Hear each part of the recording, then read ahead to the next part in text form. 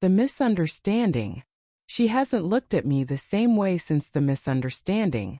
It's a change I can feel weighing heavily between us. She says she still cares, but doubt creeps into my mind.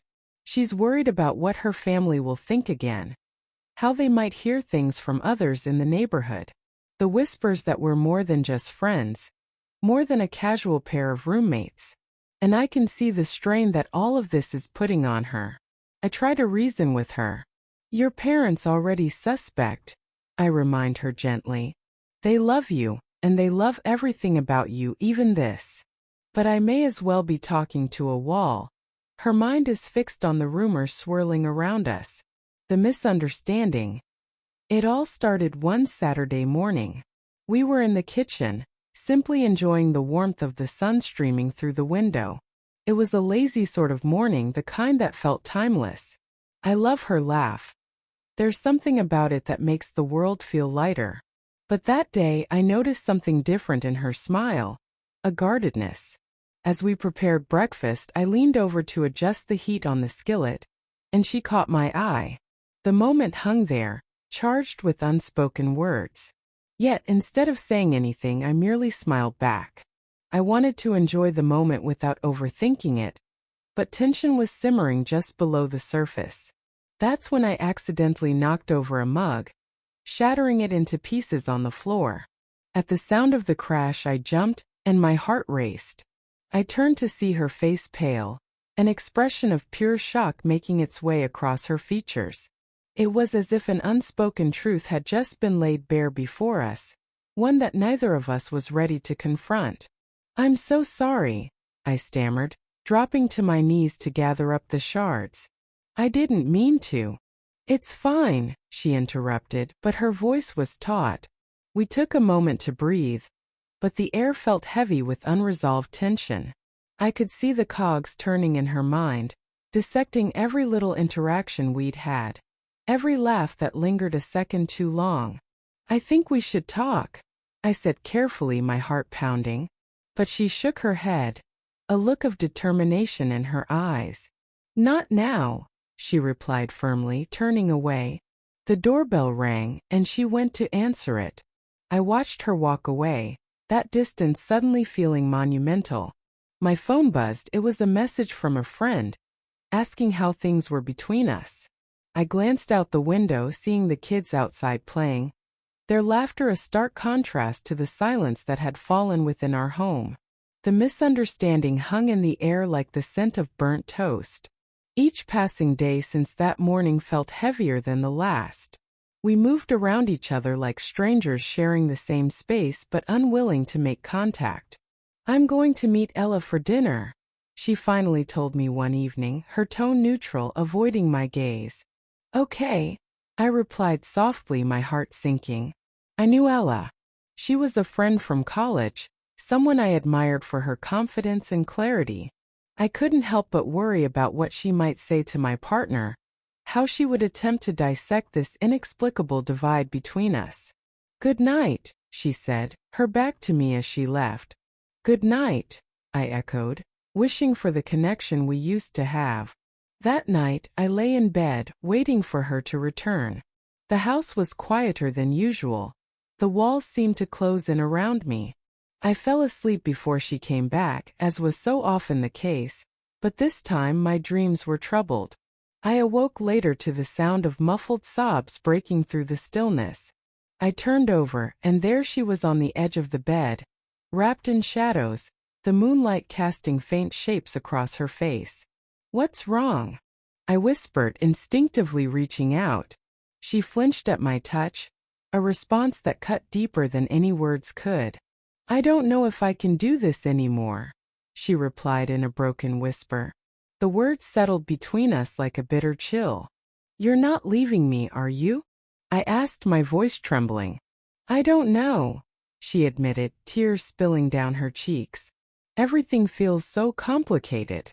I wanted to reach out again to pull her into my arms, but the fear of further rejection stopped me. Despite the love and history we shared, it felt as though we stood on opposite shores, waves crashing between us, dragging any form of certainty out to sea. I love you, I said, my heart aching, filled with uncertainty. I know, she replied, but there was no warmth in it, no bridge back to what we had. With that, silence fell once more between us, an insurmountable distance that neither of us seemed ready to cross. I turned away, facing the wall, and wished for the heavy silence to break before morning came. The morning light crept in through the curtains, casting soft shadows in the bedroom. I lay awake, staring at the wall, still feeling the weight of her words. Every minute felt like an hour, the distance between us expanding even further. I turned to see her, curled up on her side of the bed, the sheets tangled around her like an unbreakable cocoon. Her eyes were closed, but I could sense the turmoil still swirling behind them. I got up quietly, moving like a ghost through the kitchen. I needed space to gather my thoughts. Coffee was brewing, the smell filling the air with a sense of normalcy, but it felt altogether false in light of the fragility of our situation. I couldn't shake the feeling that our connection was teetering on the brink of collapse. As I poured a cup of coffee, I heard her footsteps softly padding down the hall. I turned and offered a tentative smile, but it was met with an averted gaze. She busied herself by looking out the window, and I felt the chill of our conversation the night before gripping the air between us. "Good morning," I said, my voice barely breaking the tension. "Morning," she replied, her tone flat.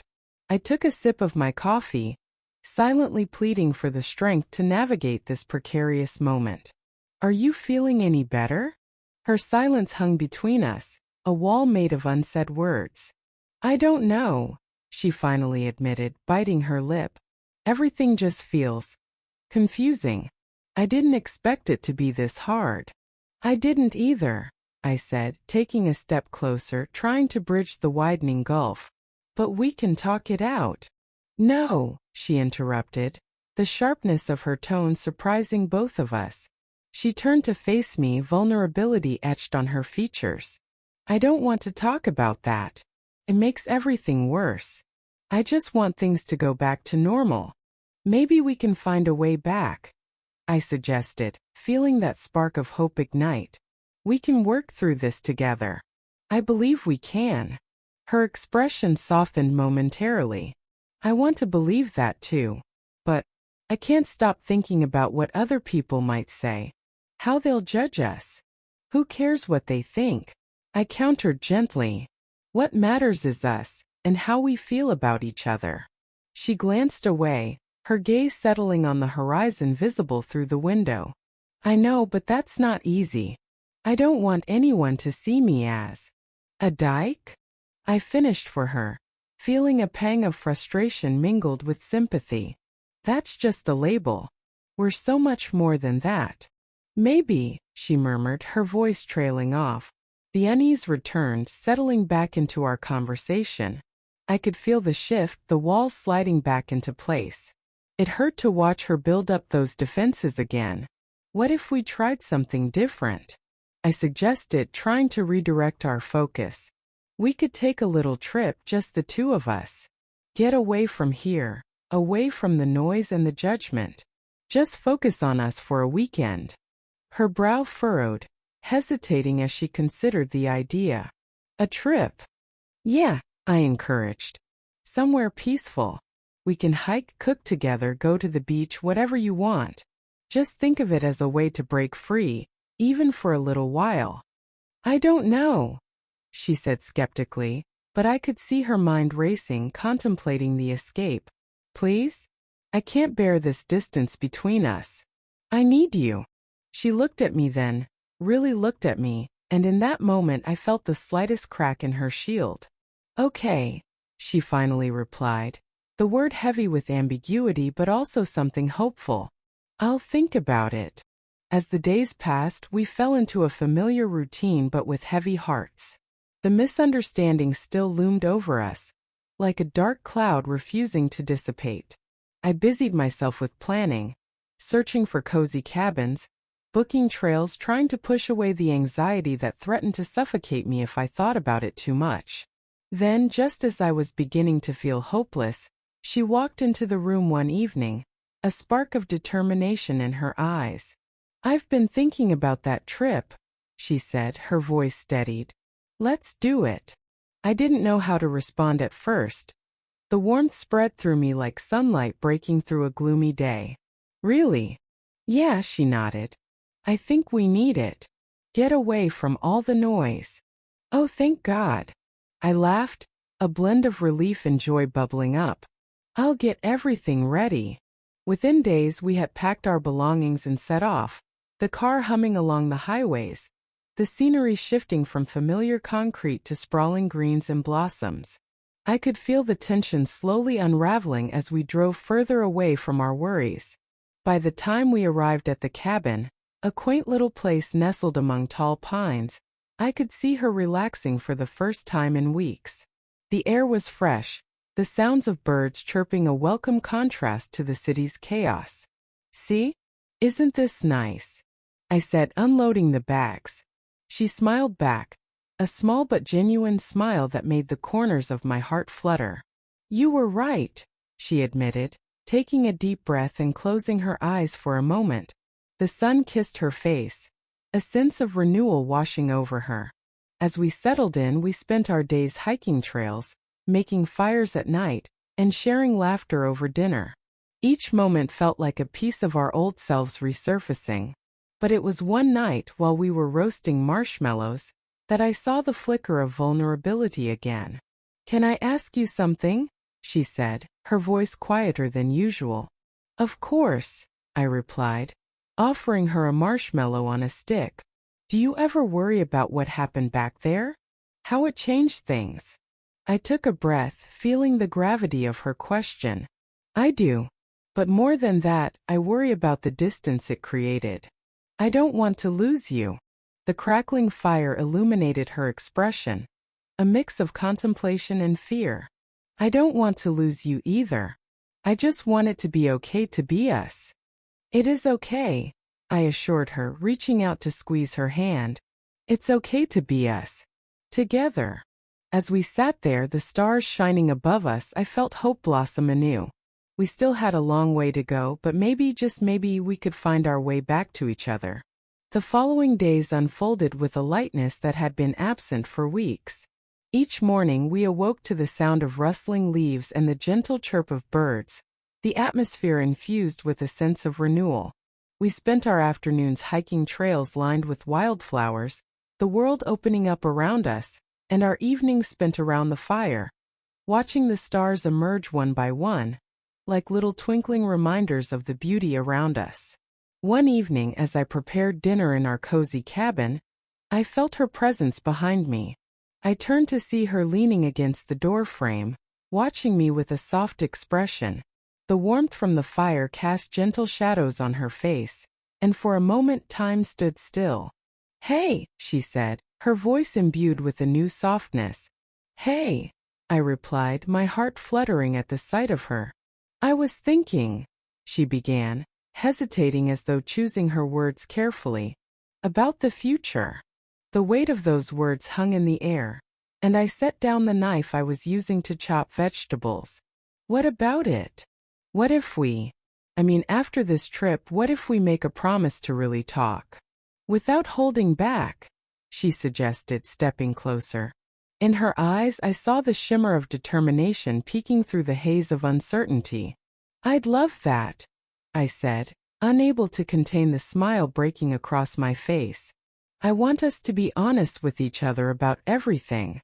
The tension that had shadowed us for so long seemed to dissipate, replaced by a spark of eagerness.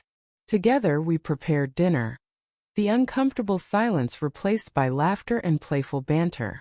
It felt good to be this close, to share these mundane tasks with joy instead of fear.